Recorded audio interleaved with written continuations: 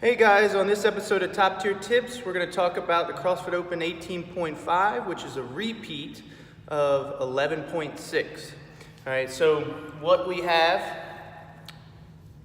prescribed to us is a 7-minute AMRAP. It's an ascending ladder, it's called. So 3, 6, 9, 12, 15. So we're going up by threes. If you're in the RX division, you got thrusters, you got chest to bar pull-ups. Scale division is a lighter thruster and jumping pull-ups. All right, so an ascending ladder, all right, you guys have done them in the programming, and you've learned that ascending ladders seem easy at first, and then the work accumulated very quickly. So as a strategy for pacing, smooth equals fast, meaning a pace that allows you to just sort of keep going, right, rather than going balls to the wall on the small sets like the 3, 6, 9. You can do all those things unbroken maybe, but it's a terrible idea to do them quickly unbroken. All right, so smooth equals fast, especially in the thrusters. So let me put the board down and show you what I mean, sort of as a visual. So here would be me going balls to the wall, too fast. Right? So I sit.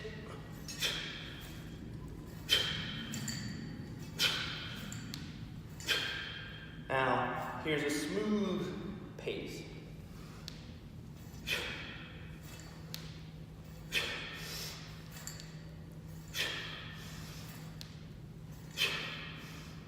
So you see that one is slightly slower than the other, but it allows me to focus on consistency for 7 minutes and bringing me to the second point, to breathe.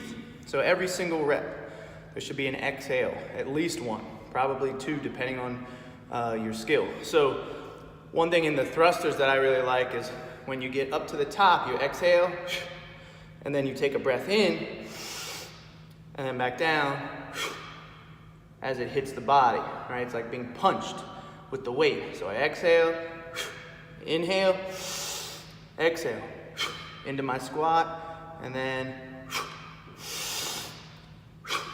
okay, so every single rep should have your breathing pattern down.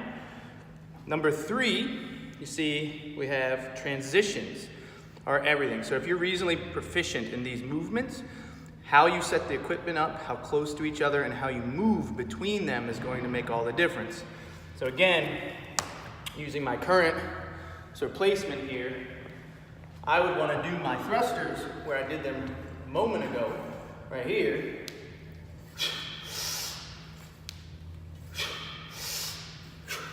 Okay, turn around, grab my bar, and hit my pull-ups, okay? That way there's minimal distance I have to travel, and I should immediately move from one movement to the next with whatever my plan is in terms of the number of reps I'm doing, all right, at a time. So, brings me to the fourth point, which is use negative sets. What that means is, let's say you get to the 12th round and you know you have to break that up, okay? Don't do a bunch of random breaking up sets, right? So don't do a bunch of random work. Do a bigger set at the beginning, so say a set of 7, and then a smaller set, 5, all right, to get your 12.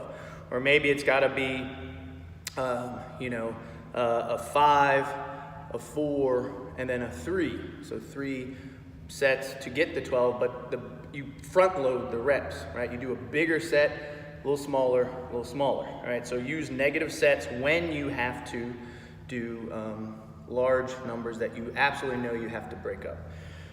Little tip is if your strength and your skill, you are a person who can only do 5 or less chest to bar pull-ups, just do singles.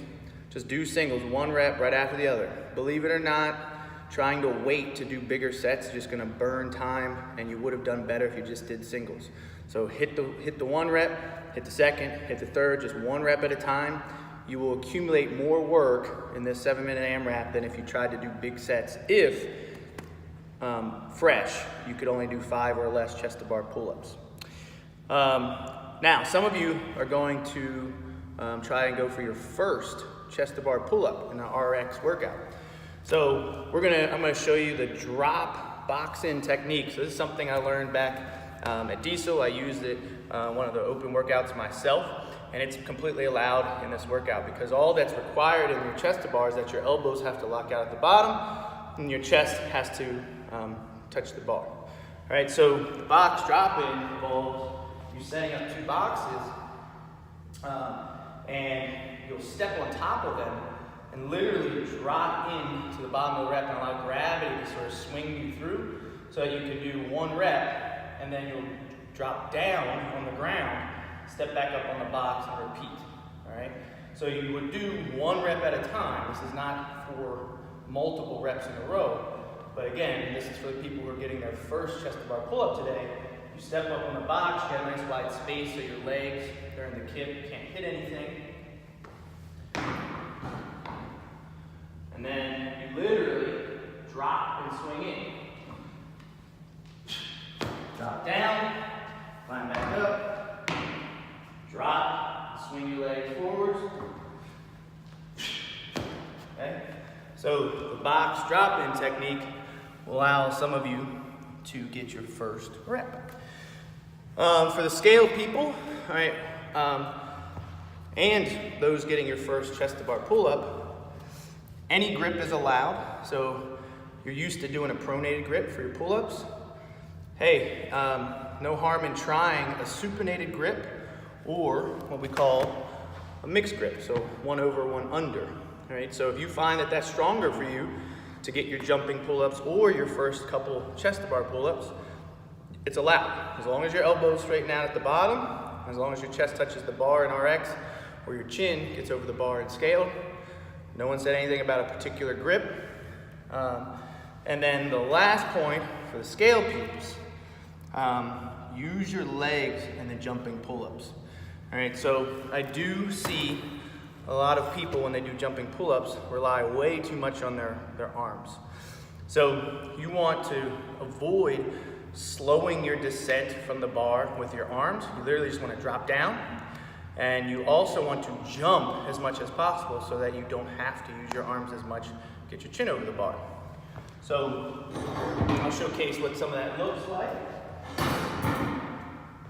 So this bar, by the way, is not quite where it should be. It should be, I'd want it down here more for a jumping pull-up, so I'd stand on something. But you get the idea here. All right, so if I do a few poor jumping pull-ups, or it's less efficient rather, where I'm using my arms way too much, it would look like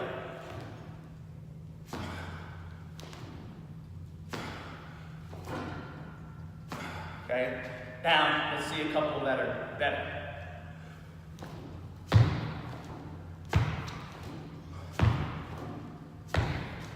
Okay, so that took me a little more out of breath, but I get to rely on my leg drive, and then as soon as I get my chin over the bar, I literally just let go, right? As my arms straighten out, I drop as if it's a snatch, essentially, into a squat to then jump and pull again.